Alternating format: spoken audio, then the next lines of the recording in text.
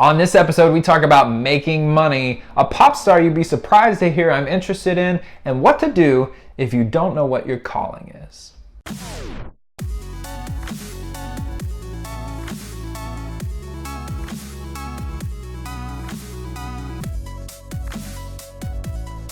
Hey everybody, and welcome to Finish Friday, the show that helps more creative people change more lives. I'm your host, Todd B. from Tennessee, and I created this show because on a scale of 1 to this week, creating stuff is hard, and finishing those things is often even harder. You guys, like this week, I don't know, it's been nuts for me. My great uncle passed away earlier this week, and went down to the funeral for that. Work has been crazy.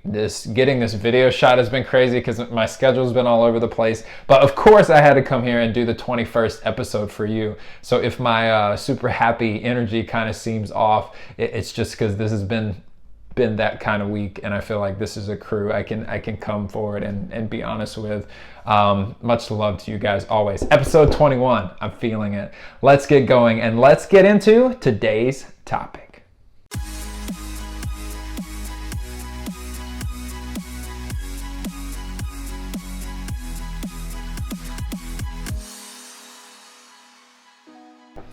I need you to be open for just a minute to the possibility of making money with your art.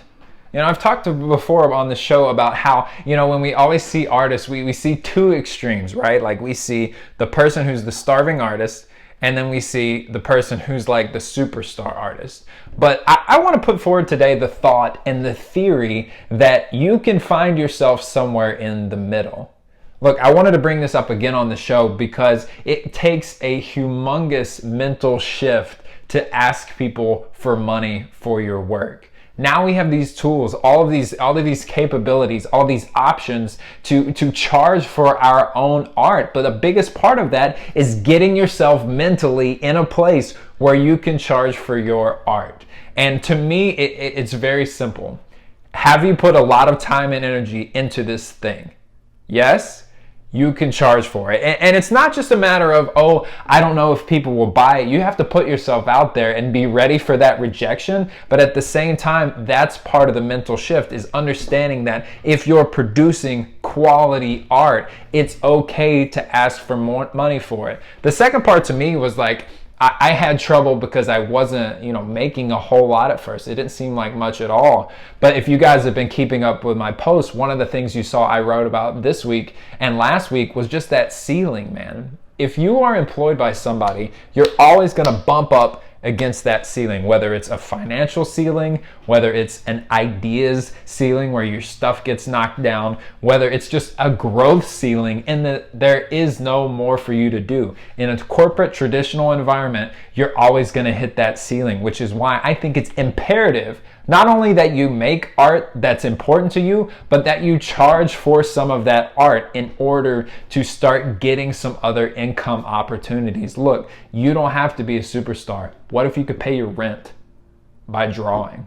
What if you could pay your gas bill by taking photographs? It doesn't take a huge check to change your life, but it might take a little one to get you on the right track.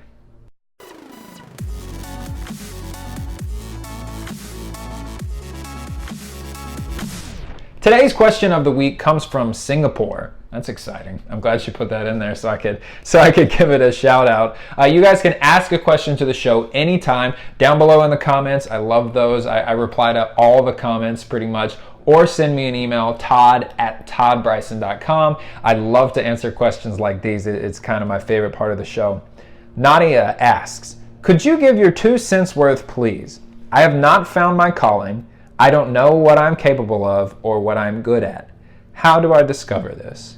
Whew. All right, Nadia, thank you so much. This is a great question. And to be honest, I know where this question is coming from, and you feel alone in this. I am willing to bet my next 6 paychecks, or at least my next 6 book sales, on the fact that you kind of feel like everyone else has it together and you're the only one who's looking for this calling or this purpose or this destiny. And I guarantee you that most of the people watching this video right now feel exactly the same way. At some point, like, we all feel like, oh, I'm the only one on this planet who doesn't have it together. But I want to assure you that that's not the case. The big secret about being an adult is that we're all faking it.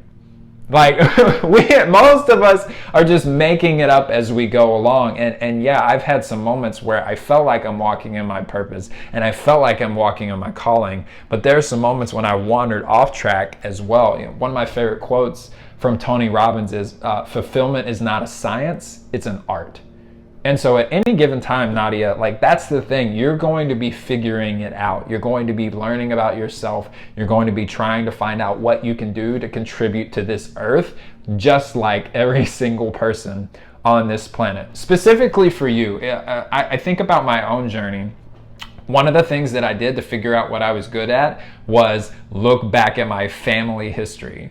And this is crazy. Like, this is insane because, like, we all go through the teenage period where we're like, I will do anything not to be like my mom and dad. And then we get on the other side of that and start to realize, oh, wait, I'm a lot like my mom and dad. And so take a look at your family history. Find out what your mom and dad were good at. Find out what your aunts and uncles were good at. Your grandfather, your grandmother, anybody in that ancestry that you can build a connection to, you're going to find some clues in there. Because the truth is, like, you know, I was attending my great uncle's funeral this week, and my man was a writer. He had a pen name in a magazine. Almost nobody knew that. He wrote songs. He walked around the house singing, and I see so many of his characteristics in me, and I wasn't really that close to the guy. And so if you look at your past, this is something I like to say at your lot, and you might want to write this down. If you look at your past, you might find the clues to your future. And that sounds like self-improvement BS. I get that. But the truth is, if you look at what you loved when you were a kid, if you looked at the kind of things you got into, and if you don't know, ask your parents. Just say, what was I like as a kid? And then start to experiment again with, like, the adult versions of those things. So if you were taking apart machines as a kid, maybe look into something like that as an adult, you know, working on machines, or looking into a career in engineering or something like that. I think so much of what we can do is in what we already have done. I'm really big on looking at your life and trying to identify the things that you might already have an edge in, and then put all of your efforts in that. Like, maybe it's cooking, maybe it's photography, maybe it's writing. I don't know. What I do know is that if you start to identify the things that are in your past, not only your past, but your family's past, you'll start to find the things that can give you a clue about which way you might need to go in the future.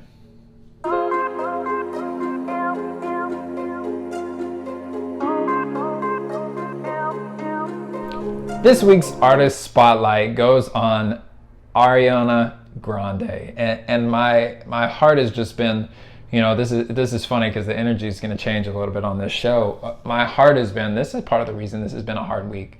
My heart has been with the people in Manchester, and obviously the bombing at the concert has weighed heavily on a lot of us in the artistic community, I think. I'm a huge fan of Ariana Grande just because of the spirit and the energy she brings to the world. I think she's fun. I think that music does not always have to be like this mystery and a puzzle and deep and thoughtful. I think fun music, fun art is a huge part of who we are as artists, as a culture. And I think that at the end of the day, if we bring our emotions to the world, that's the whole point. We bring our experience to the world. And so my heart breaks that some kind of tragedy had to happen like this. And I use Ariana, my love for her, as an excuse to bring this to light, right? Because I have a hard time living in a world where that happens. And you guys, I hope, know that, and it compels me to tell you all that I love you very much. I'm doing this show out of love. I reach out to artists out of love. I'm in this because of love, and I think honestly that's all we can hope to be on this planet. So thoughts and prayers out to the victims of the Ariana Grande concert. I hope that Ariana, I hope that she can continue to operate without fear And I know that's got to be terrifying. And so anytime we can get another artist out there making her art, it's a good thing. So much love, guys. That's a wrap for episode 21. Ask the audience. Every week I ask the question to the audience, and I expect you to answer in the questions below. What are you looking at to your left? That's what I want to know. Right now, you're watching this video, right? I want you to take it and look to your left, write down what you see. That's what I want to know below. Much love to you guys as always. Again, I'm Todd B from Tennessee. Don't forget to thumbs up the show, and I will talk with you soon.